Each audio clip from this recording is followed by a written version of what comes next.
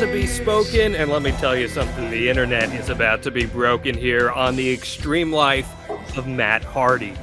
We are broadcasting from the Blue Chew Studios. Try Blue Chew free when you use our promo code HARDY at checkout. Just pay $5 shipping. I, of course, am Jon Alba, and this is a very special edition of the extreme life of Matt Hardy. We had told you that our Becoming Broken series was going to be a 5-parter, but you know what? Matt and I were talking, and we decided let's go with 6, because this episode is all about Brother Nero, and he's joining us live in living color this week. Matt Hardy, Jeff Hardy, the Hardys reunited. How are you guys? Doing good. It's a Wednesday. You know what that means.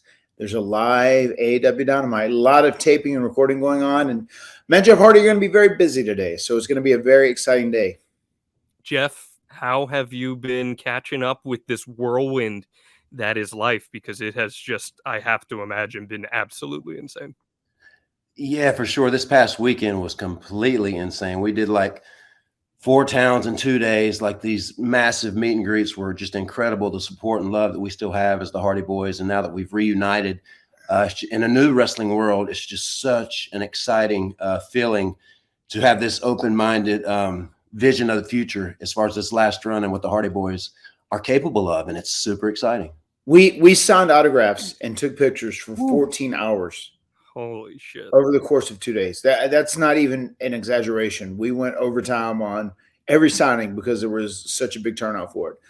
For 14 hours, we signed autographs and took pictures. That's the most I've ever done in one weekend. And you were in like 4 different states too, right? Yeah. It's insane. But I have lots of snow as well, lots of snow. And Matt scares me enough when he's driving when there's no snow. So imagine the fear that I possess. And then on top of that, we lost an hour to daylight savings time. So that was another hour we didn't sleep. We were running on fumes by the very end of this thing.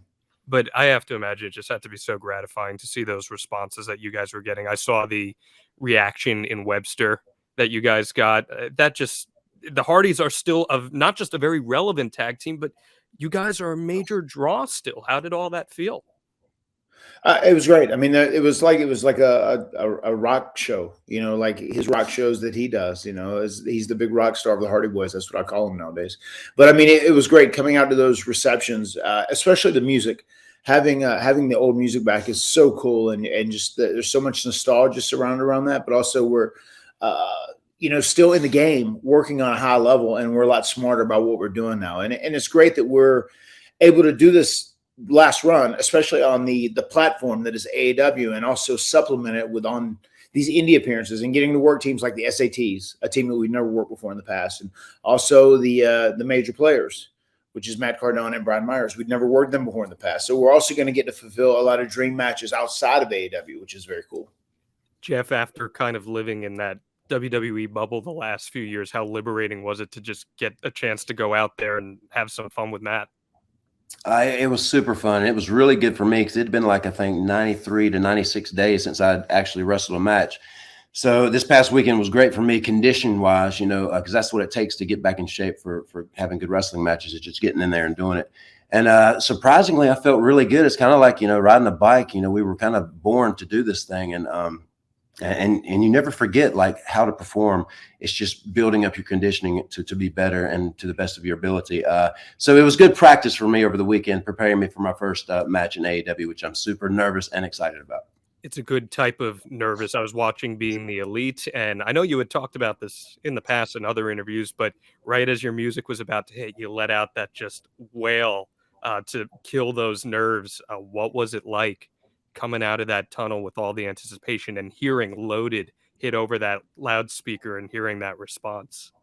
Yeah, the reaction was the best form of like adrenaline and energy from the wrestling fans. Just that pop, as they call it. And then I had to let out that nervous, exciting energy with that yell. And I was so torn because I'm saving my brother, right? And one of my biggest heroes was out in the ring, Sting, and this new guy that his name's Darby Allin. I just met him for the first time that day. And I'm like, this is really happening. I'm about to like debut in AEW. And so the question for me was like, because Matt was saying, man, just take your time and go, do the juke. Man, you're a star, man. Just do that. So I was like, I can't do that. I'm saving my brother. And so I tried to juke and run at the same time. But I think it worked out pretty perfectly. And but yeah, it was just overwhelming. And I'll be glad when I get a very a patient entrance to where I can actually absorb all that energy from the AEW universe. Yeah, that doing the juke on the run, I think that was a compromise because I was the one. I was like, sure, I know I'm getting beat down. I just want all the guys to even stop. The music is going to be such a big moment. People are going to be shocked and just they're going to be out of their mind. I just want you to come out. I want you to do the juke. You're a big star. Like, do your thing and like get a full entrance. Even though they're beating me up, just let them stop it. They stayed on top of me. They were still whipping my ass, and he went ahead and came to the ring. Just all the memes that had been out there are very funny, very entertaining, but I love it. It wasn't on him. If it was up to him, he would have just ran straight in. This was on me. He's a big star, damn it. He's going to get a big star entrance. He is a big star. Every time, Jeff, we post about you on our podcast, social media accounts, or Matt and I talk about something that you've done, the numbers are just out of this world. People still look at Jeff Hardy as a megastar. And Matt and I have discussed that a lot on this podcast, that there's just something about you that people are so drawn to. When you go out and get these receptions from people, how does that feel all these years later to see how much they identify with you and take to you? I have this strange connection with the wrestling fans. And I think it's got a lot to do with over the years, I've really been patient and took my time to not rush a picture, not deny a picture or whatever. I've always considered myself just another human being with a different job. And I think in the long run, it's really like helped me out along the way. But yeah, it's just this weird, the it factor, I guess, is what it is. And I can't explain it. That's where the charismatic enigma kind of comes into play. There's something mysterious about me that I don't truly understand, but other people can like look at me and know that I'm a genuine kind, like entertaining, artistic, creative person. And yeah, so I think when it's all said and done, I'll look back on my career and go, that's why I did that. That's why I connect with the people so much because you can't go wrong. Kill them with kindness, I guess is what I'm trying to say. And my whole career, I've killed them with kindness. I think too, as you said, for both of us, we have gained a lot of equity with fans just by being so fan friendly, because that a lot of times people will say that like, oh my God, you guys have been around for so long and you're so well known. And, like in the big scheme of things, you're big stars. Like, can't believe you're being so nice to us or taking pictures or whatever. I mean, we've always done that. And I feel like at our core, we're both big wrestling fans. And we know if we met, the Sting or Ultimate Warrior or the Macho Man when we were a kid and they were nice to us, like that would make us love them forever. And I feel like that's kind of the same message we try and relay to our fans as well. I'm blown away by the kindness you guys always exhibit to your fans, and Matt always to me how kind you are. So I think that resonates especially. And I want to talk more about the AEW stuff. I want to talk about some of the WWE stuff in just a little bit. But before we get into the core of this episode, Brother Nero, I'd be remiss if I didn't ask you guys about Scott Hall, who we both just lost this week. And I know, as we've documented on this podcast, including Jeff on the episode that you were on that got us started here, the Click were really cool to you guys in the beginning of your careers. And Scott Hall and Kevin Nash dubbing you with the Ice moniker. What are your guys' memories about Scott Hall and his contributions to the industry? I know the ladder match was a huge motivator for both of you. Yeah, it was very, very sad how it just kind of came out of left field. That this happened. He was in for surgery and had these heart attacks, and it's once again a very drastic and stark reminder of like how tomorrow isn't promised, and that's how I try and live my life every day now. You have to really enjoy each and every day, each and every moment you have. Like our expression was like live for the moment, but there is a lot of truth to that because no one is guaranteed tomorrow. And especially as you get older, I think about that a lot more for all of us. But like the thing with Scott Hall is like that was just out of the blue. And it's just a very strong and like very real reminder that like no one is guaranteed tomorrow, and like enjoy every moment of life, and also be good to people as well. But Scott he was very cool to us. We had a lot of good, fun stories with him. I'll never forget the second day that I was with WWE. Obviously, the first day, Jeff wrestled him. He was 16 years old, and it was under very strange circumstances where, you know, the match was very frustrating to Scott Hall because the guy who was supposed to wrestle said he couldn't take his finish. And he's like, why is this guy here as an extra if he couldn't take my finish? And then he was a little frustrated, you know, wrestling with Jeff. And that ended up working to Jeff's favor, I think, because he formed a little bond with him after that. The next night I was wrestling against him, and I remember he said, you know, when I'm in the corner, poke me in the eye. I said, you know, maybe give me some chops, maybe 3, 4, whatever, and I'll turn around and I'll give you some. And I got 2 really good ones that like rang out very loud in the arena, like wham! And I hit a second one. He stopped me right then and there and turned me around. Boom, boom, boom. 3. He says, easy, kid. That's what he said in the back. He said, you had 2 really good ones. I couldn't let you outshine me out there, though. Now, Jeff, I know after that first match you had with him, he roughed you up a little bit, if I'm not mistaken, incidentally. And Matt said on that first episode that you almost wanted to quit after that. But what did working with him do for you and the encouragement you got from him? It was amazing. And my way with words can be like confusing at times. I'm still trying to figure out the right thing to say social media wise, as far as how big of an inspiration and influence he was in our careers. And even that first match in that hard ass WWE ring back in the day. I mean, you had to be like Andre the Giant to make it move. It was terrible. And then him just being real stiff and kind of roughing me up. I totally like second guessed my love for pro wrestling. I was like, I don't know if I'm cut out to do this. I really don't like it. I didn't like that match at all. It really hurt. It wasn't fun.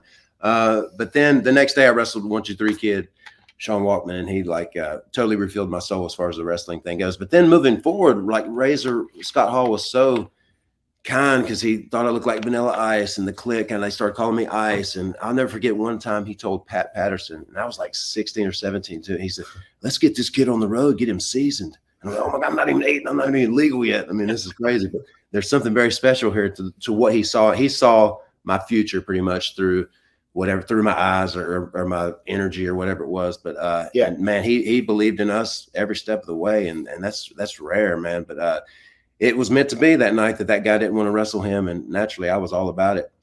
And I was so nervous. I thought it was like live TV, but this was when they would film like 3 or 4 Raws at one night. But Matt was on live TV that night. But anyway, it was wild, man. And it was not fun, but he was so apologetic after, because my knee hit the post and he kicked me in the head, and just it was rough. But I'm still trying to figure out the right way to express my love and deep sorrow for him leaving this earth. I'll also add this. I think it was a very good reminder of reality. When we'd been doing pro wrestling, but our first trip at WWE, we were obviously very inspired by the WrestleMania 10 ladder match between him and Shawn Michaels.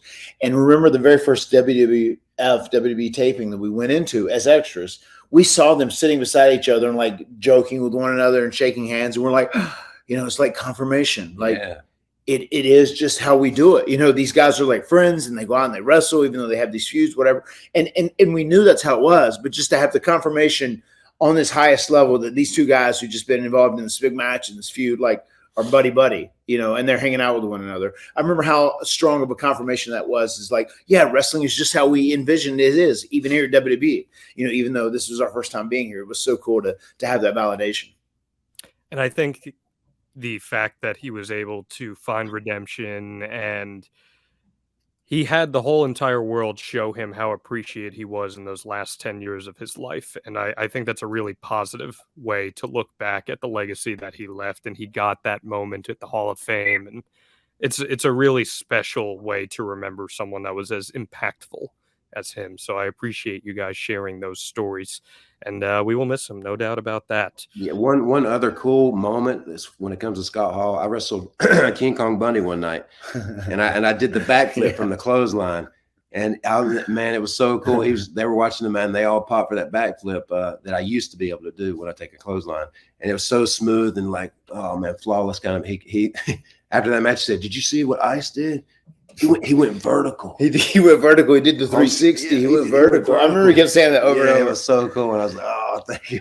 I also thought it was really cool. Whenever after WCW was absorbed, by WWE, and he ultimately came back doing the NWO thing with Kevin Nash. I remember he was like, man, I'm like so proud of what you guys have become. Like, remember, man, we were telling like Pat Patterson and Chief, like these guys, they got something. So have you guys got this opportunity, man? I'm proud of what you've become.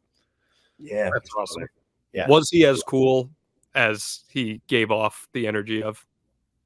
Oh yeah, he was a cool cat, and you would hear a lot of horror stories about those guys, Sure. and I see why. Like politically, they were very savvy. Quote I wrote on Twitter yesterday said, "What was the best lesson you learned from Scott Hall?" You probably remember this too. He said, "Hey Matt," he said, "remember," he said, "this is show business, not show friends. Don't worry about being over with the boys. Worry about the amount of money you're making to take care of your family. That's what you need to worry about." Yeah. So I get it. I get why he had that rep in some circles, but I mean, he was always cool with us. And obviously we were never political enemies of his, he was always cool and supportive. So I don't have anything but complimentary things to say about him. I was listening to a couple stories about him the other day, and one about him like showing up late to an indie show or something like that. And the promoter offered to like take him right to the ring past all the screaming fans. And he was like, nah, I got to go through the fans, got to get that pop.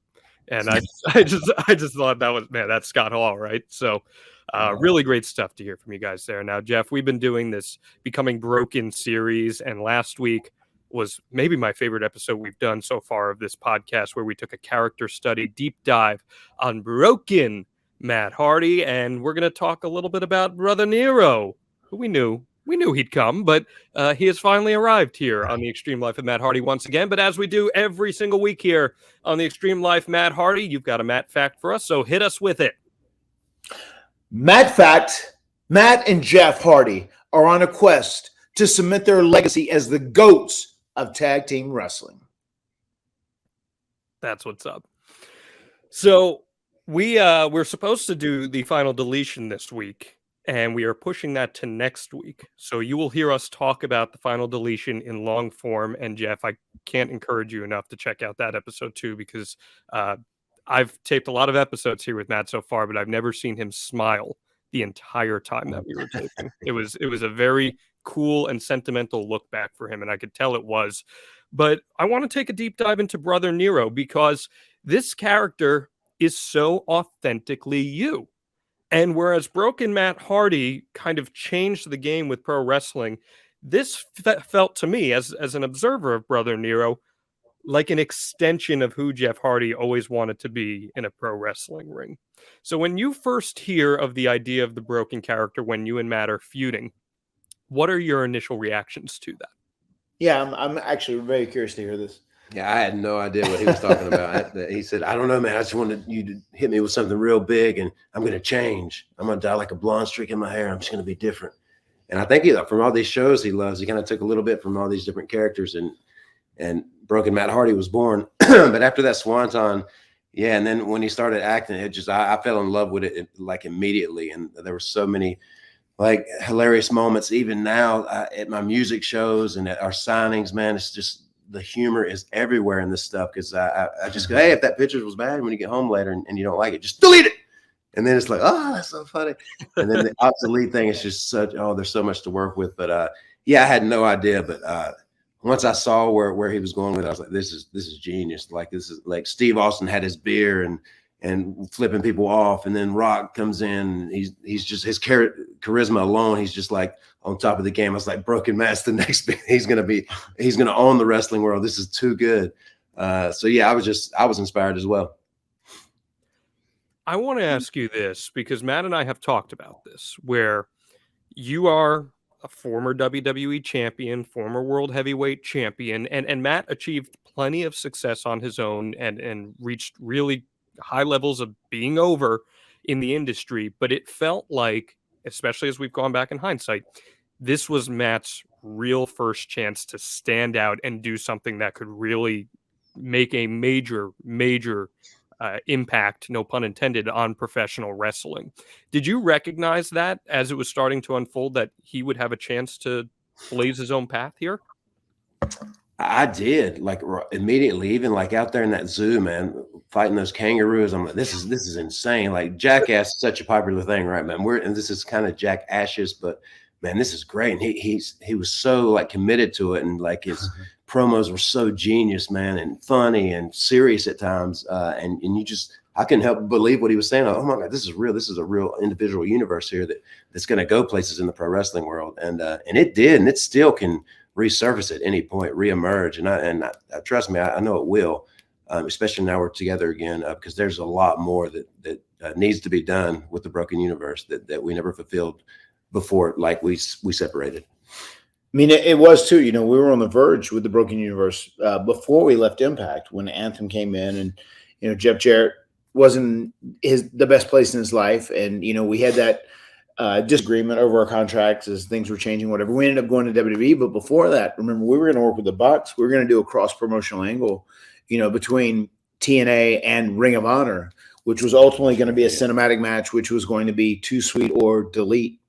You know, so we were really excited about that. There were going to be some cool things on the horizon, but all that stuff fell through. But you know, there could be a possible opportunity to get some of that stuff again here at AEW. That's one thing I've talked about a lot too, like at music shows. That when they say, "Oh, what are you excited about in the AEW?" I'm like, definitely a cinematic, like short movie match with the Young Bucks called Too Sweet or Delete. Because man, we had so many good ideas when we were kind of envisioning what could happen throughout that match. So yeah, I mean, a super kick party, a lot of deletion, obsolete mules, all that good stuff can be so cool again.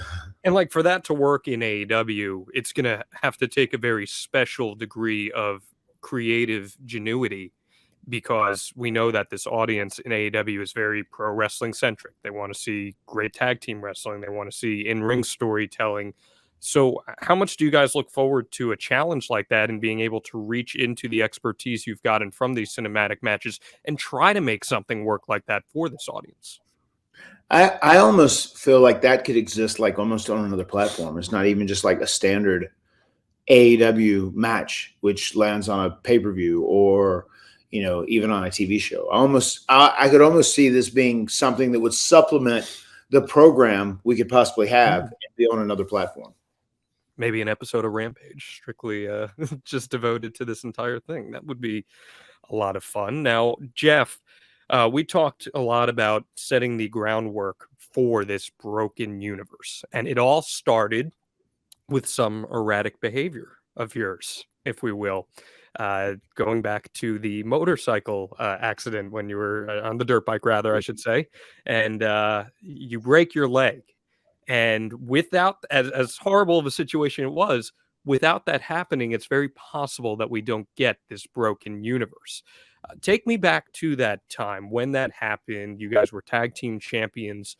What were you thinking after that happened? And did you see any opportunities down the line to reinvent the Hardys? Because you guys could have gone back out there and just played the greatest hits and called it a day.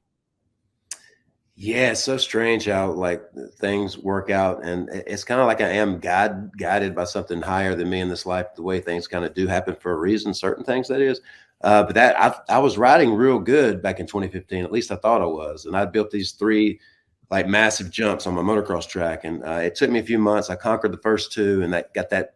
Fear is part of the fun. I made it. And I'm like, yes, I got it. There's one more. And it was the biggest one. It was a 100-foot triple I'd made. I just want to jump 100 foot. And the runway wasn't that long, but I said, I got to do it. I can do it. And I just went for it one day, and my buddy was filming me. And I'd actually put a fire in between it too, just to kind of motivate me to like really just peg it and hope for the best. And I just went for it that day and came up short. And that's the worst feeling. Anybody that rides dirt bikes knows. But when you know you're not going to make it, the younger me probably would have bailed off. But I just held on for dear life and came up short. Bam! And broke my right tibia clean. And I was on the ground for the first time in my life. I couldn't get up at all. And my buddy said, oh, come on, you'll be all right, man. Walk it off. I said, nope, I'm not walking. I thought both my legs were broke. I was kind of out of it. And I said, you got to call 911, man. And then my wife came out there in a panic. And should I call Dixie? I said, yes, call Dixie. Because I think I was the Omega heavyweight champion, and we were the tag team champions at that time too. And then so I was just out there. We just won them, I think. And, yeah, we just won them, and I was, oh my God, just in agony. And I was, oh my, what have I done? And it was by far the worst injury I've ever endured. But yeah, and then going to the hospital that day, I'm just going, man, what have I done? I've just ruined all this. But they put a rod in my tibia, got it all aligned, put a rod in it. I think I got out of the hospital like 2 days later or something. Still went to the Omega show in crazy pain in a wheelchair just to do a signing, and they explained the situation. So yeah, I was just like really kind of down on myself. Like, why did I do that? But I just love motocross. And that's, again, like fear is part of the fun. And this day it just didn't work out. But then again, we also got, broken Matt out of this thing. And so but yeah, after a year with that rod in my tibia, they finally took that thing out. And that's when I messed up my knee as well, to where it'd be 4 years later, I'd finally have to have my knee repaired, I think. But yeah, it was just weird the way things happened. And looking back on that now, I'm like, wow, maybe that was supposed to happen in some strange, mysterious ways, but nobody knows. What do you remember Matt's reaction to that being? I don't know, kind of just like, what the fuck have you done? I almost feel like that's almost exactly what I said to him when he asked me. That's exactly what it was. I wanted to see if the accounts matched up there. Like, what do you think? Like, when I got a call from the hospital, oh, I'm in here, I got a broken leg. I was like, what the fuck, man? Yeah. That's so funny, though, that you said, like, I broke my leg. You said, call 911 and call Dixie. Oh, man, it's true. I mean, you guys had just won the championship, and they did such a great build. Actually, as we record this, today on Wednesday, it's the anniversary of you guys winning the championship. I just saw that. I just saw that. Yeah, when I was doing cardio this morning. What do you guys remember about that early run back together? Because this was the first time the Hardys were going for tag team gold in about 8 years at that point. So you guys were back together. There was a lot of talent in the TNA tag team scene at that point. It seemed like they were setting you guys up for a program with the Wolves, and I would have loved to have seen some longevity out of that. I remember whenever I came back to New York, and we were like, when I came back to TNA, and I was able to do it without a contract at first, and then we did the series against Team 3D and the Wolves, where we had all the series of matches, right?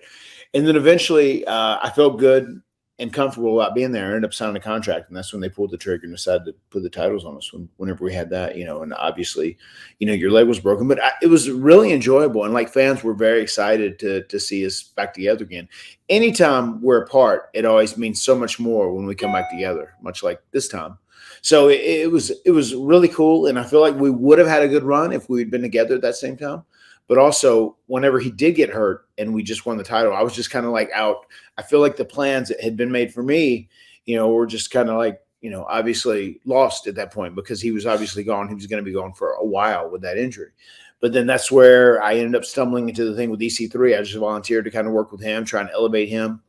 And that ultimately became the double turn with EC3 and Big Money Matt, which led to Broken Matt Hardy, with you finally coming back. So it's crazy how all that stuff works out. I just remember the time we were excited, like we always are, whenever we come back together. And it was really good. And the fan response was great to us as well then. Jeff, a lot of what we've discussed in this Becoming Broken series is the layering of the storytelling and using character motivation to help later further call back to what we saw months prior. It was really well done, regardless of whether it was intentional or not. And you play a very important role in helping trigger Matt get to that point. When did you realize that you were playing a pivotal part in helping change this character for Matt? And were you looking forward to working him again? Because I know you guys have mixed feelings about working against one another.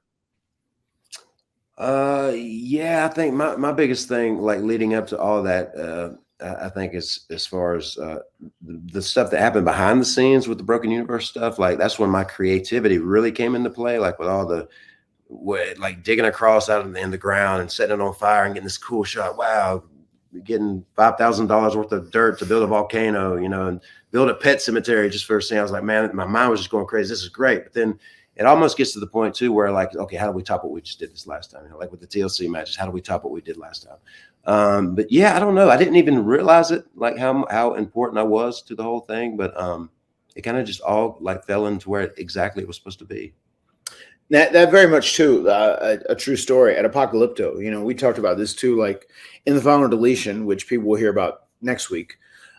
We funded it. We bought all the props and the extras.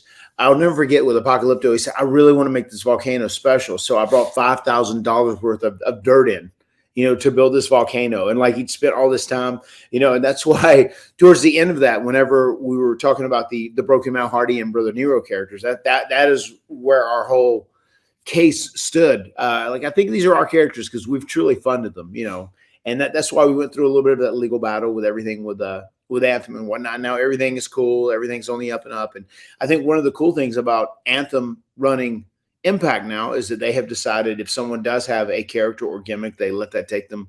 They let it take them with them wherever they may go, which I think is very cool on their end. Yeah, absolutely. And we're going to talk about this next week on the Final Deletion. But since you just brought it up, I should ask Jeff about this because I know I asked you about it. A lot of the Broken Universe stuff was very DIY. And look, we're both music guys, Jeff. Like DIY is such a big part of rock and roll, right? Like especially when you're an indie band, you're out there trying to make it.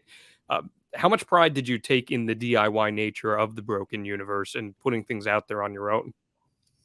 That's what made it so special, especially the Final Deletion, man. Like throughout that night, running, I don't know, 800 feet of drop cord to get a certain shot, like because, you know, we filmed all throughout the night. And then, and even the first big thing with that, like I'd made this big Enigma cross in my backyard, and the weather over time had been pretty beat up. So maybe we can just burn that thing and do something big. Maybe we'll like a swanton off the top or something.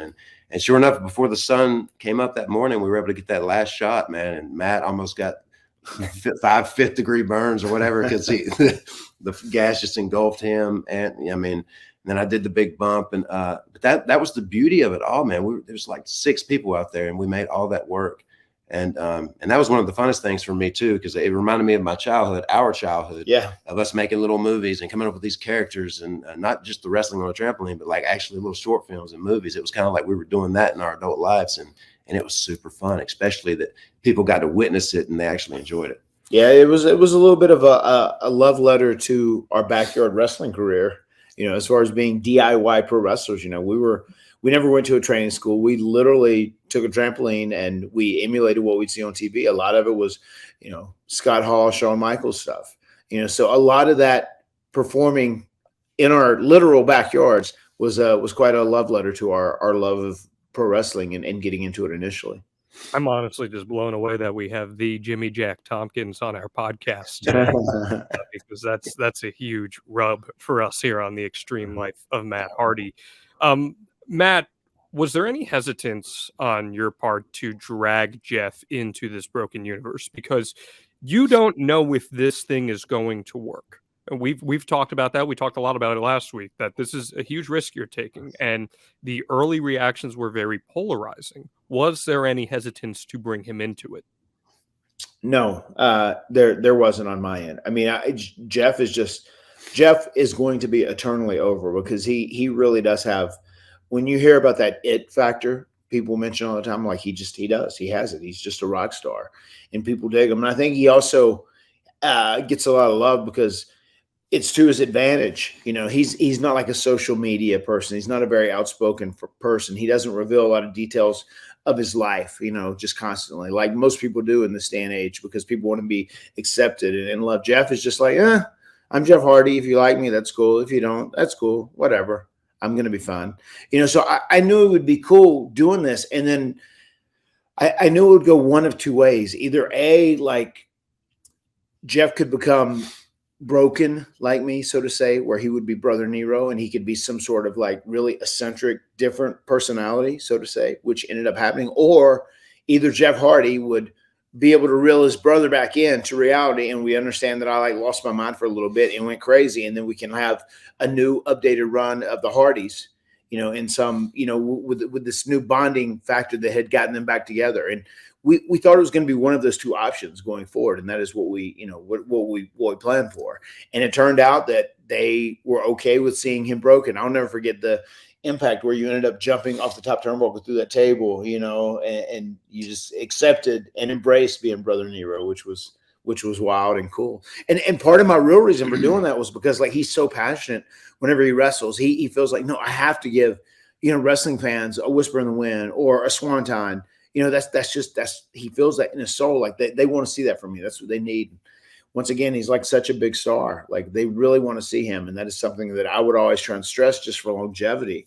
And I figured if we did Brother Nero and I was the heel at first, and I could say, you cannot jump off the top rope anymore. I was like, I can at least eliminate or like trim down some of this destruction he does to his own body, you know, and I'll get the heat for it. You know, so it was a really fun gig. And what we would hope for in a best case scenario, as far as people accepting Brother Nero and like having this real weird, quirky, odd, peculiar persona. And we hoped it would work, and then we could be back together as baby faces, and it did, which is so crazy and so wild. Yeah, when I gave in to becoming Brother Nero, I'll never forget. I said something along the lines of like, "You can't hurt me, only I can hurt myself," or something like that. And then I go up to the top, and the plan was to like go through this vertical like table and keep the mic in my hand. And then I was going to say, I totally spaced out and forgot the word nefarious, but I went through the table. Oh, and I said, I am. And I was trying my best to remember nefarious. I could not remember. I said, oh my God, I'm supposed to say, I am the nefarious Brother Nero. But I was like, I am Brother Nero. So I got it. But I kept the mic in my hand. It was such a cool spot. Yeah, I was like, oh, man, I hurt myself. It was something cool like that. That kind of so with that said, then we just talked about how you're such a big superstar. Are you concerned at any point that this character transition might work against you in any way? No, not at all. Like like Willow's a thing I did do in TNA for a while, and like it could be done so much better now, and hopefully it will before it's all said and done. But yeah, just doing that, I was so scared because Willow was my jam back in the day. That was my main character, and then I did my Jeff Hardy Wolverine stuff or whatever. But no, I was excited, man, about the challenge because Nero. I'm so glad that my mom and dad named me after my grandpa and my uncle. So it's generational, the name. And so I'm just so glad I got that name because it's such a cool middle name to have. But then actually the whole Brother Nero just flows and like, man, this is crazy cool. So yeah, it excited me for sure. It's so crazy too, like how we've mentioned this in this series that we've talked about becoming broken, just that Brother Nero, I knew you'd come, just the way that became so viral and everywhere.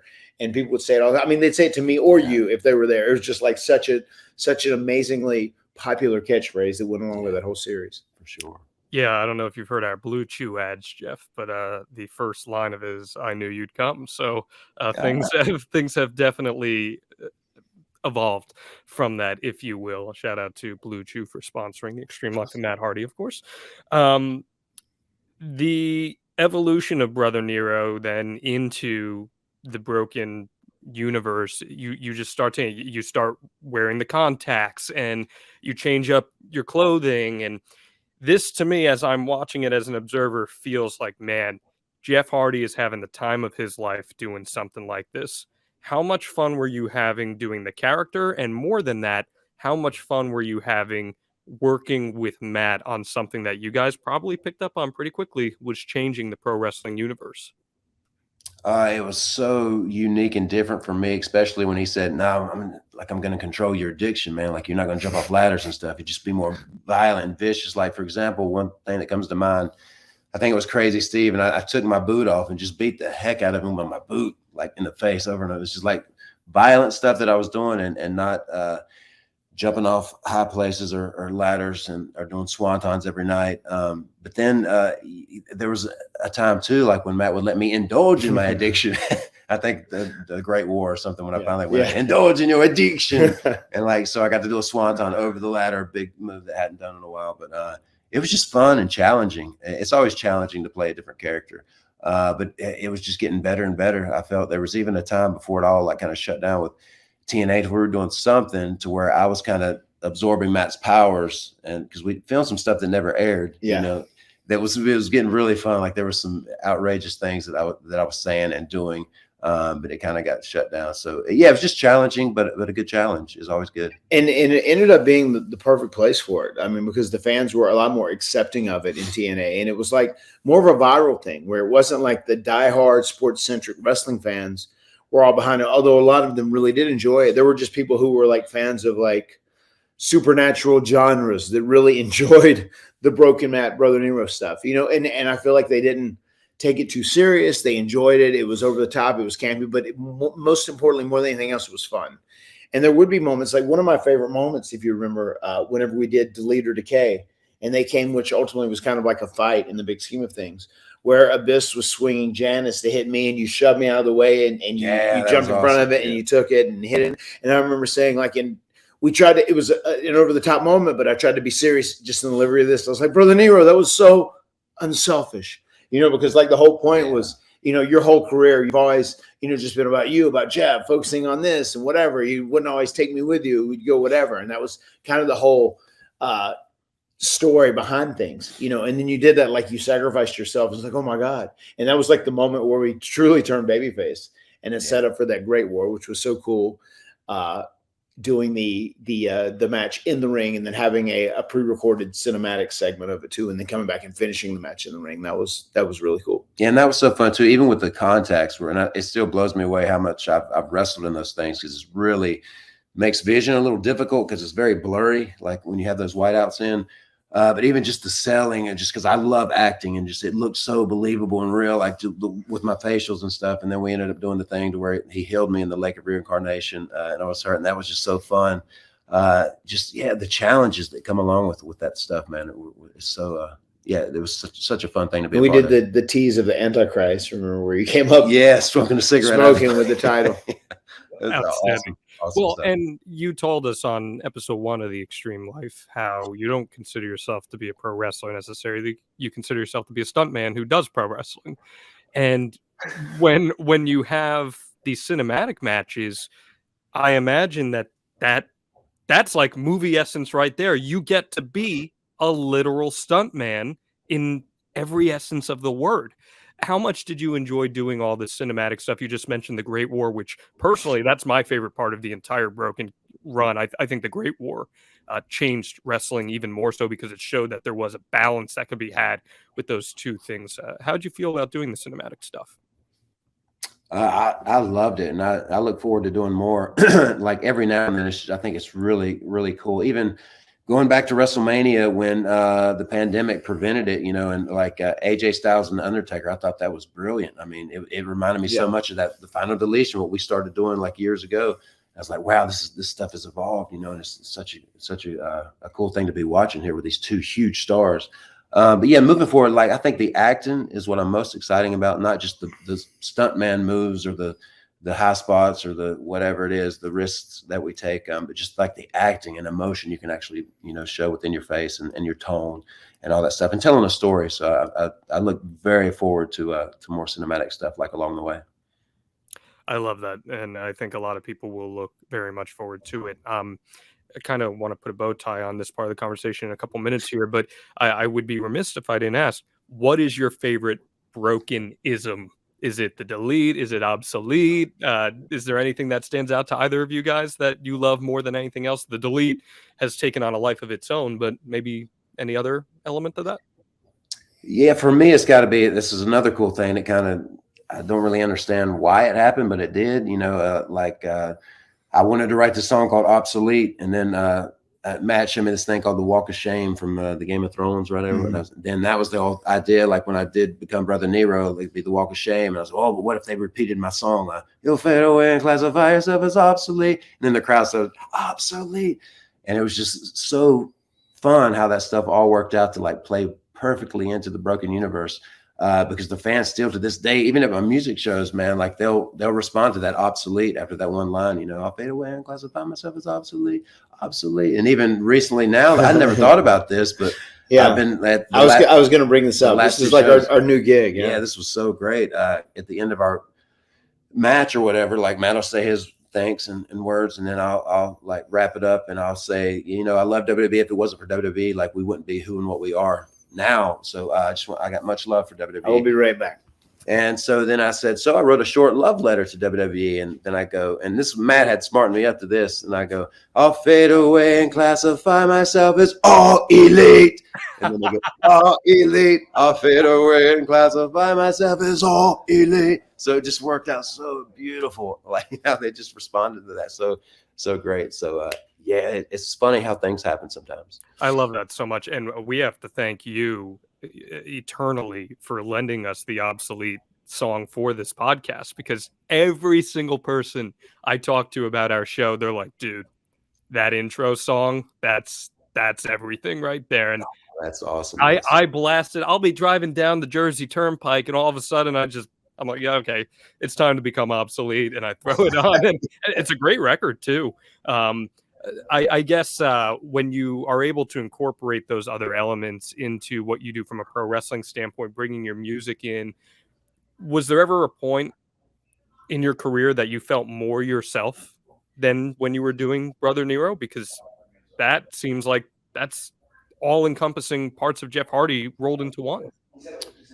Yeah, I think I've always like felt like myself, and that's one of the things with the connection with the people. I think is even at this past weekend, coming out with the face paint, you know, and I was very rushed that last night, but the crowd was there, and I got to like close my eyes and hopefully not trip and do my deal. And I do like feel like I'm always myself. I'm just kind of this like weird living, breathing piece of art, you know, that just is walking around because I'm just so. Like I'm such a creative, you know, it's like, it's almost like my thoughts are too big for my size at times because there's so much going on in my head. I can do this. Is this possible? Blah, blah, blah, whatever.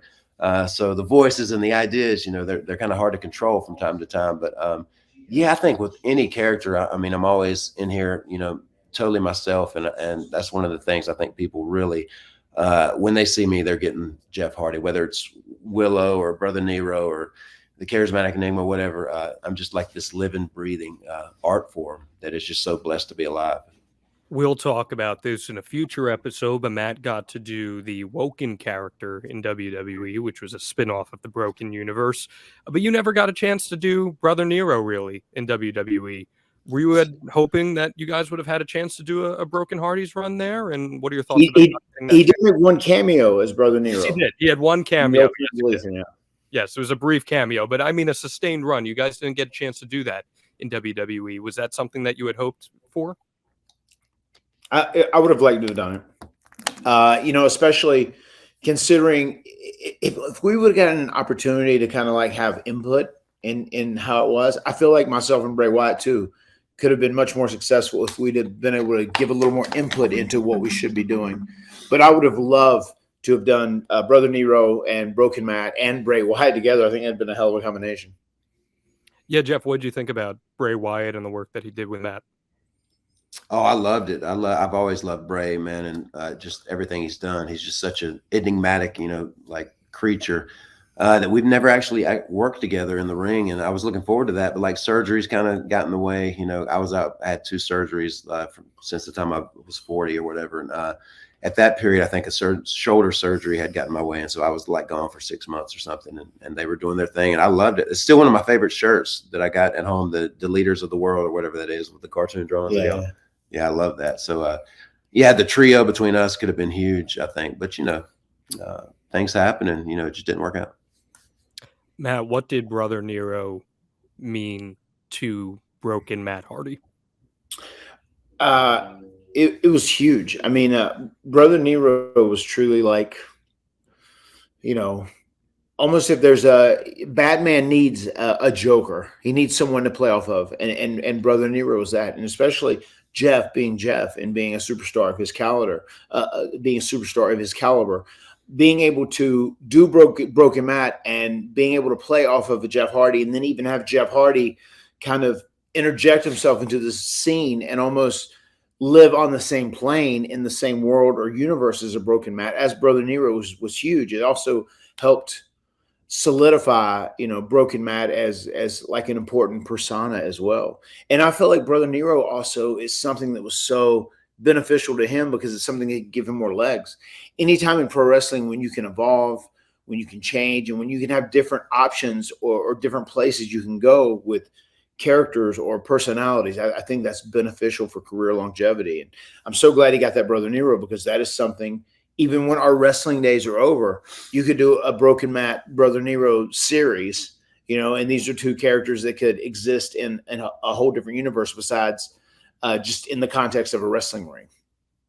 Jeff, where does that time period rank for you in terms of the timeline of your career? What time period? Like where does the Brother Nero time period rank in terms for you and the things that you've done in your career? Oh, it's up there, man. It's just Brother Nero just flows so smooth. It sounds like a cool ass band name or something, but I still hear it from even at music shows too, like Brother Nero. I hear it all the time, and a lot of people call me that. Just you know, I mean, it just flows so good, and it's a part of me now as far as my wrestling career. But yeah, it's up there, man. It's up there with all the like cool Jeff Hardy moments and stuff. It's just another version of what I am. It really, when Jeremy Borash and Jimmy would be there to film these vignettes, and the ones we would even do outside. You know, if we were in Orlando taping television, and we'd go to different locations in Orlando, or we'd try and find different places in the building, like remote locations, strange locations. Just especially when they would come to the Hardy compound and we'd shoot there. I mean, it was the most fun I've ever had in my career. I think it was definitely one of the most fun phases, where it's one of those things, like, more than ever. Like, you know, they say, like, if you're doing a job that doesn't feel like work and you're getting paid for it, then you're not really having to work. I mean, this was like the most fun I'd ever had in my career, because every bit of it was like legitimately fun. And like, we were legitimately popping ourselves and enjoying every moment of it. It didn't feel like work at all. It felt like we were, you know, doing things that were just fun to do. So awesome. And I've been having so much fun chronicling this broken character with you on this Becoming Broken series. And I can't stress to everyone enough, if you're listening to this, go back into our archives, listen to the House Hardy, the Meet the House Hardy episode, and then into the Broken Brilliance, and now this. And next week, Matt and I have an awesome in-depth dive on the final deletion. We literally break it down scene by scene, shot by shot. And it's really, really cool. And I always say this, Jeff, to Matt, anytime I see you do something just wild, I say, that looked like it sucked. And that comes up about 5 different times during the final deletion. So I hope people get a chance to enjoy that. And we're going to wrap this series talking about WrestleMania 33 and the big return. And I'd love for you to come back on with us to talk about that. Once we get to there, because that's one of the coolest nights of your career, a big time return. But you got a big time return this past week. Let's bring things back to the present here. What was the anticipation like, Jeff? It was kind of the worst kept secret in pro wrestling. Everyone knew you were going to be headed to AEW, but that doesn't. Was it worse than CM Punk showing up? So, well, I'll say this: I loved that AEW leaned into the CM Punk stuff. Yeah, I did too. Loved that. And I think in maybe a more subtle way, AEW did the same with this. Like, everyone kind of knew what was coming here with that. But those nerves, man, what are they like when you know something like that is coming for both of you? For me, I was like crazy nervous that whole day, because it was so bizarre. Like, the night before, I had no idea what time my flight was going to be, if I was going. I kept telling myself they're probably going to wait till next week, just because the interview I did at one of my music shows got leaked, and I pretty much plainly said, when they enhanced the video, I'm going to AEW. I didn't know that until this morning, and it was something like that. And then people went crazy. Oh, that's a spoiler, but it really wasn't. But yeah, so all of that was kind of rushing through my mind. I was going, maybe they're just not going to do it tomorrow. But yeah, we got our girls up for school that morning, last Wednesday morning, 6 o'clock, like we always do. And about 6:04, Beth, my wife, went to check my phone. When it went off, she said, "Oh, it's happening. You just got your flight info." I was like, "Oh God, I'm not going to get to go with the girls to school or take them." So yeah, and so it was on from that point on, and I didn't sleep that. I know Matt didn't either that night, because he was kind of like the what do you call it, the connection voice, the liaison, the liaison, yeah. Because I really wasn't completely free until like midnight. And Tony Khan's a stickler about that, right? Like very much, yeah. Like Tony wasn't going to speak to him until his contract was totally done. You know, so like literally, we just were planting the seeds of like me turning back babyface, and being able to reteam with Jeff at some point in the future. There wasn't like a set time of when it was going to happen for sure. And then like, even, that day, like he literally didn't have his travel till almost, it was between 6 and 7 a.m. that morning. He couldn't get on the same flight as me because they were sold out. He had to fly to Tampa and then take a car service down to Fort Myers. So it was like a super chaotic day. And even during that day, they're like, "Okay, Matt, well, you have this new contract. We can extend yours. And how your contract is. What if we just offer Jeff that same thing?" It's just like, I was kind of like handling all of these things and like passing the information on. And we were trying to like expedite this process and do it very swiftly. So it was quite an adrenaline rush. I got to say, I was very happy when we got past that day. And now he is here. He is faded away and classified himself as All Elite, and it's official, and we can like talk about it, and it's like out in the open. So just up to that point, it was very like stressful, especially on me. That night, I kept waking up like every hour. It's like, I know, because I had an early flight too. I was like, I know I'm going to get a call like at 12:30, in the morning, 12:30 a.m. Like, okay, can we get your brother's information? We want to do this and a flight. And okay, what about creative? We're going to do this. We're going to do that. We got to get him on a contract. Does he want this? Does he want that? Can we call him? Can you give me I knew I was going to be up all night. So I was like waking up almost every hour on the hour, before taking a flight early that next morning to go to Fort Myers. So I was just so happy when we got past that day. I asked Jeff before what his nerves were like going through the tunnel, but Matt, you're in the ring, everything that's coming, and you have to also stay in the moment because this was like duality for you, Matt. You're not just getting your brother back, but this is the big payoff to this year-plus long program you've been setting up with Private Party, and you wanted to do them justice. What were your nerves like in the ring there? I was fine. Once he got to television, once everybody was there, once we had an idea of what we're going to do, it was a cakewalk then. It was easy. It was just the stress of getting there and getting all of the players in the correct place. Jeff, when you get that reaction from the crowd, how did it compare to some of the other big moments you guys have had? We talked about the WrestleMania thing that we're going to discuss in a couple weeks here, but I don't think people expected to hear Loaded. I don't think people expected to hear the Hardy Boys theme. So what was that like when you hear that roar? It was awesome. And that's one of the big things, man. Like I've seen that music on so many reality shows, like over the years. I mean, whatever you call that, it's in the library or something. I don't know. But anyway, like I've heard it on all these other shows. So, but when every time it is like when I do hear it, it's the Hardy Boys music. Yeah. And like even moving forward, I think it'd be really cool if I can bring back one of my originals or whatever, just to when we do have singles matches, like whatever music he comes out to, he uses that. Then I come out to whatever I come out to. But then that is just for us when we're teaming. I think that's Hardy Boys music. And but yeah, just I think that made it so much better. And Sting and Darby Allin going out there before me was another little good swerve that kind of made people go, wait a minute, he's not going to be here tonight. Oh shoot. But then that payoff was incredible, and that music made it like so good. I just wish I could have enjoyed it more because it was a run-in save. But it's all good. I got plenty more entrances to come, and so I can actually absorb all that energy from people being happy to see me. And I also think too, and we were in Fort Myers. We were coming off a very long week in Florida where we'd already had so many events. We'd had a Dynamite. We'd done a dark taping. We'd done a live Rampage. We had a fan fest, and we'd had a pay-per-view. And that Fort Myers is the first time being in that market. And I think the majority of the people probably went to the pay-per-view. It was obviously packed and sold out. So the Fort Myers house wasn't as big as the other houses we'd had previously the week before.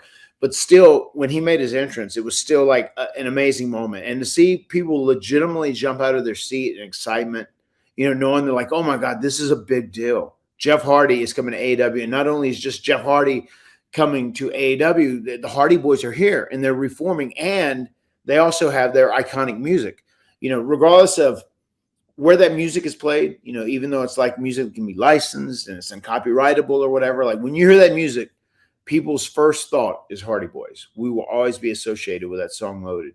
And that was really cool. So whenever that hit and he came running out, like people went apeshit in the crowd. I could tell, and I was soaking it all in, even down there getting my ass whipped. Yeah.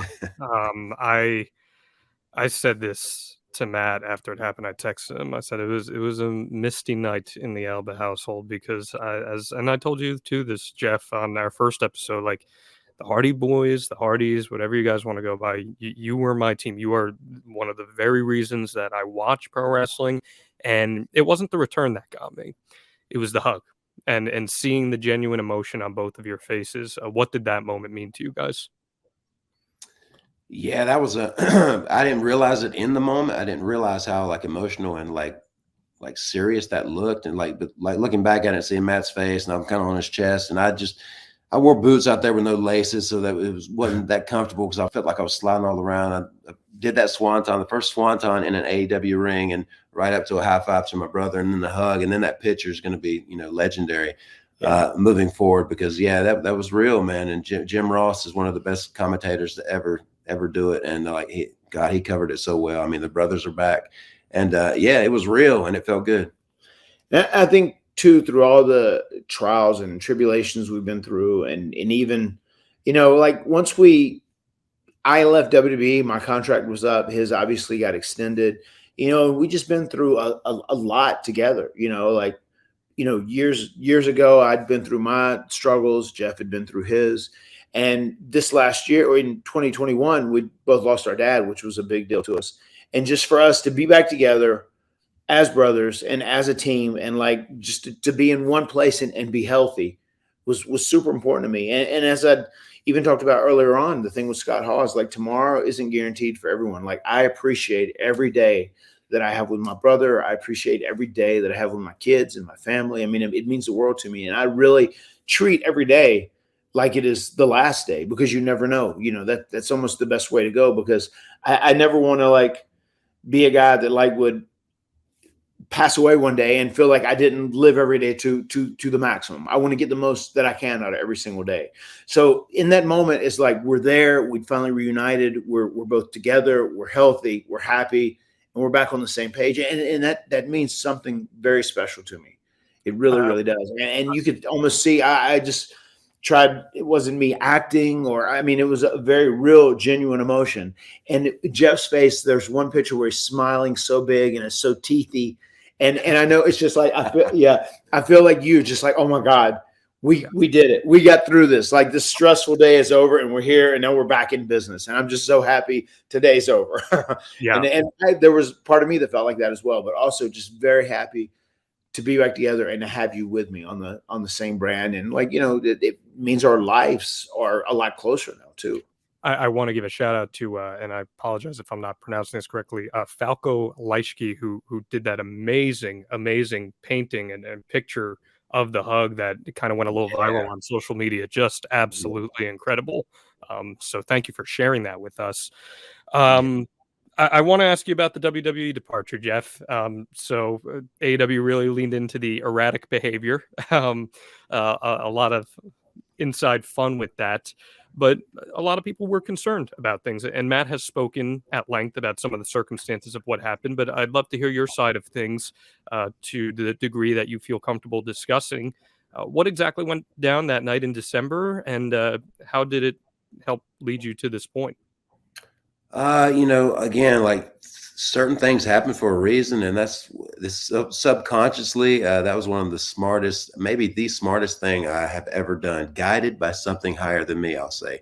WWE was so strange. I'd been there for almost 2 years, I guess. Like, after I came back from knee surgery, there's another strange thing about our careers. When Matt debuted in AEW, the pandemic had hit in front of nobody. He teleported down from the nosebleeds, and then I was supposed to debut in Detroit, Michigan, in front of like 20,000 people. I came back from knee surgery at the Performance Center in front of nobody. Yeah. And so we both I came back from surgery. Matt debuted in front of nothing because of the pandemic.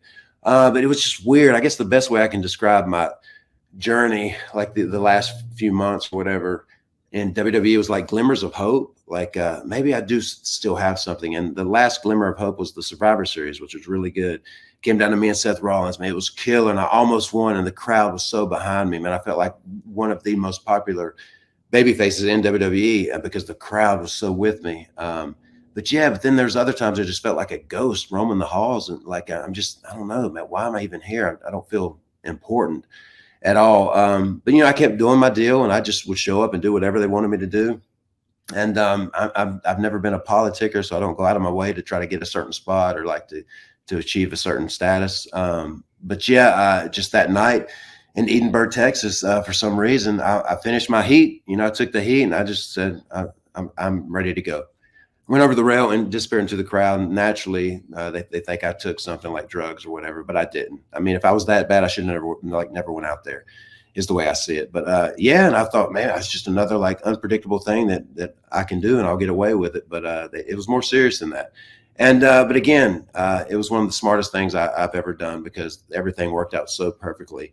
Mainly because my first day in AEW, I felt valuable, like for the first time. Just the care and love I was shown. I felt like I was supposed to be. I just got chills thinking about that. To where WWE, it just felt like they were just wanting to keep me there to sell more like action figures. And that's one of the things that I put so much like love and joy. I get so much joy out of painting my face. And when I see that come out and immortalized in an action figure, I'm like, man, that's why I do it. This is so cool. Even when I'm signing all these things. And so that's one thing I'm super excited about here in AEW is my first action figure with the face paint, and it's like, okay, it's here. This is exactly where I'm supposed to be right now. That is one of the things though, like with WWE, as you can say, and that's kind of how I felt towards the end. I mean, I could see Vince wanted a different career path for me, but I mean, I love pro wrestling. Obviously, that was our dream, and that's why we've done this for so long. Because we actually love it and we're passionate about it. And I feel like there is so much value in older guys, but sometimes, with WWE, and it's kind of just Vince's mindset. Sometimes he just like uses older guys. They're just like a cog in the machine, to help get other people over or sell action figures or do whatever. Yeah. And as you can see, you could tell right from day one when you walk in the AEW door, it's like you're really valued as like a human being, and also like your value of being this, huge star, Jeff Hardy, and also one of the greatest tag teams of all time, the Hardy Boys, is like immediately an issue, and they're like, we're going to treat you with a certain respect and with a certain dignity, as opposed to like, okay, well, we need you to go put some guys over, try to make some people, whatever, it's just, there's a way to do that too, being a big star. But I think with AEW, they treat you in such a respectful way, and they really respect and cherish people's legacies and the things they've done as far as being legends. And they give you an opportunity to go out and still be respected, but you can still do things in certain contexts where you can still continue to make other people, but it's in a respectful way, if that makes sense. Yeah, for sure. So Jeff, was this a case of you trying to get released, or was this just something that felt right in the moment for you? It fell right in the moment. Yeah, I wasn't trying to get released, but just thinking about Survivor Series, how fun that was, the connection with the crowd, and they wanted me to win so bad. It just made me think back to like SummerSlam. I went to SummerSlam, and it was like a big crowd, it was in this stadium in Vegas or whatever. And I was like, man, what? I was there just all day for nothing, and I was like, why am I even here? Like, God, because I was so excited about being a part of it, like some maybe little spot or something, but I just wasn't involved. And I was like, man, why am I even here? And that not just for the SummerSlam, but like, why am I still here in WWE? Like, what's my purpose? Because it didn't feel like I had much of one. Were you planning on leaving once your contract was up? Yeah, I've talked about that many times. Yeah, when anybody from AEW or whatever says, "Hey, man, how much longer you got?" Whatever, a little under 2 years now, or whatever. So that was ultimately the plan. Yeah, depending on how things went throughout those 2 years. But, yeah, I mean, I'm not, I'm in good shape, but I'm still pretty beat up. So I don't know how much longer I've got, and I just want to make the most of the time I do have. I'm sure Matt feels the same way. Like, yeah, let's get this in while we can, because and I just felt like I was kind of wasting away in WWE, like for my good moments that haven't happened yet. It's while I'm healthy and still feel pretty good out there in the ring. So yeah, I feel valued now, and I think that's very important as a performer. Matt mentioned that they reached out to you about a potential Hall of Fame induction, and you declined that. Was the indication that it would be just you going in and not Matt? And what was your decision to turn that down behind? I don't know. It just felt completely wrong. Like it just didn't feel like the time at all. And I almost felt offended. I was very emotional, but I almost felt offended. I was like, what? So wait, what?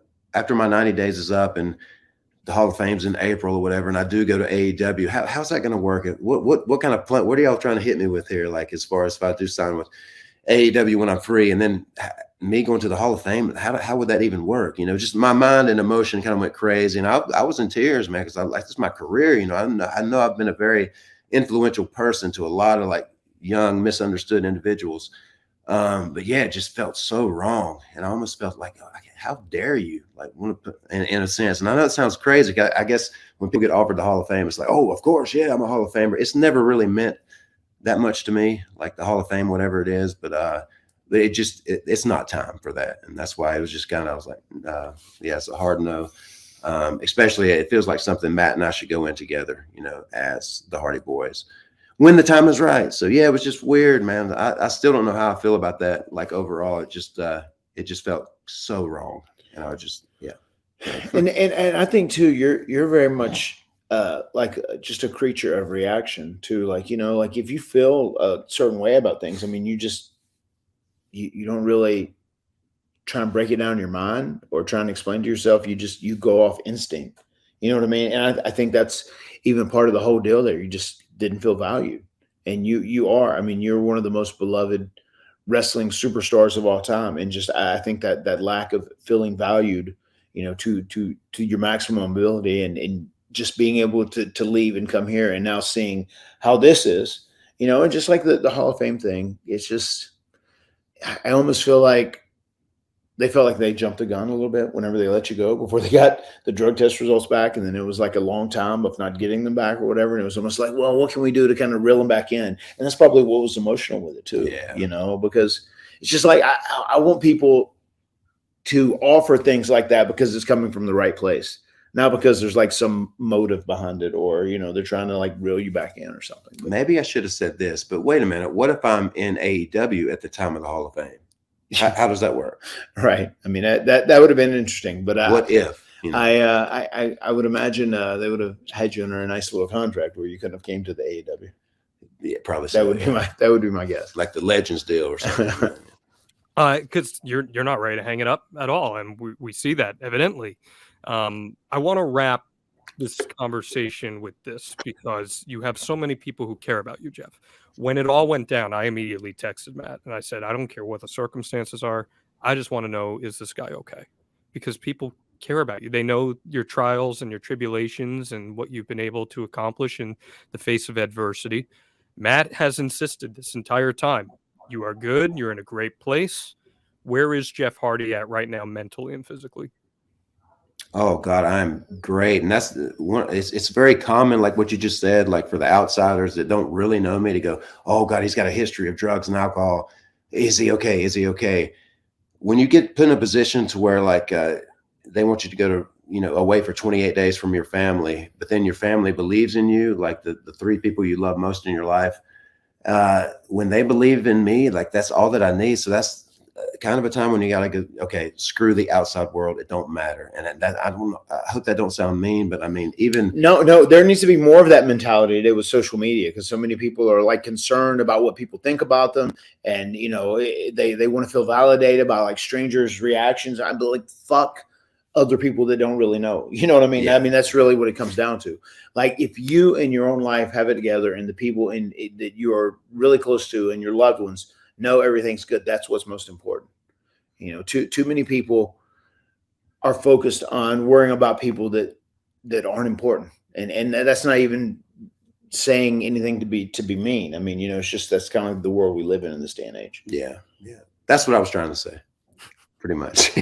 Fuck the outsiders when it comes to like family, the ones that really matter most. And and even all this stuff about, oh, you should have done the Hall of Fame, it just kind of just makes me sick. No, it wouldn't have been a lot cool or whatever. I mean, it's just I'm very comfortable in my own skin, and I believe in myself so much, and my family does too, and that's really all that matters.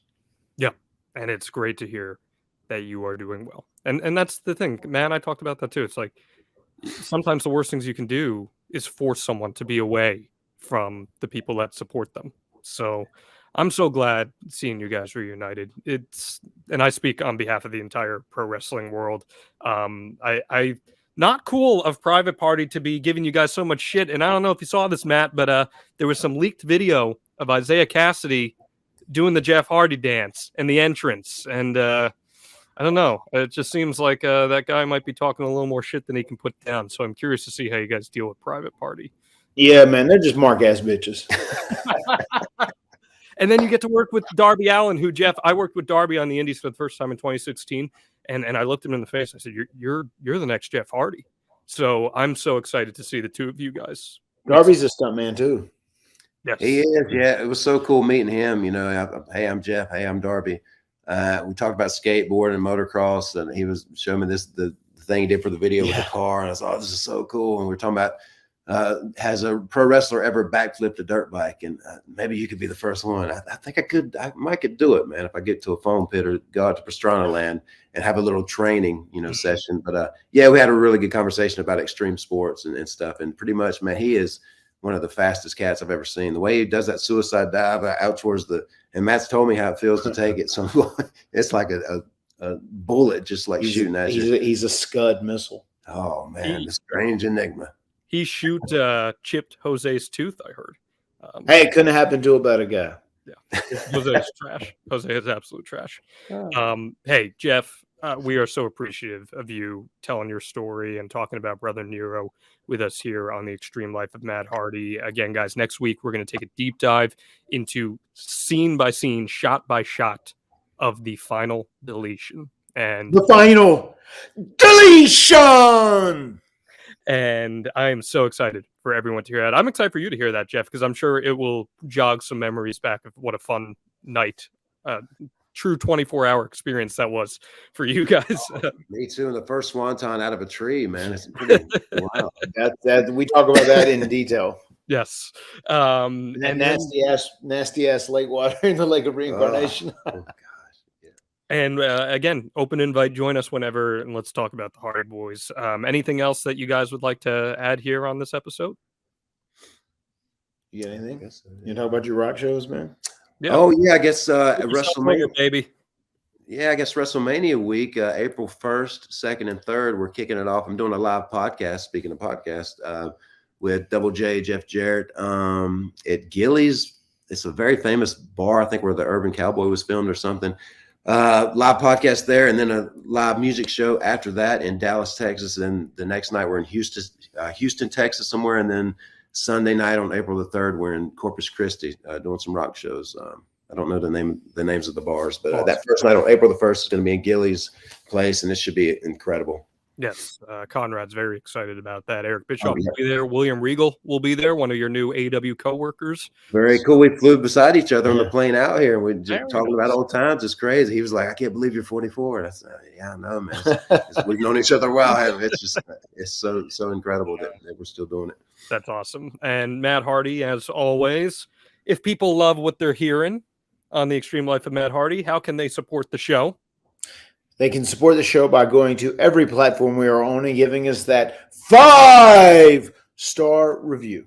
That they can, and they can also check out the House Hardy on Twitch. Rebby doing great work there. And actually, as we finish this recording in about 40 minutes, I'll be laying down a podcast with Rebby and the wives of wrestling here on Podcast Heat. I'm absolutely terrified for that, but we'll see how it goes. And hopefully I'll be back to do another podcast with you in the future, Matt.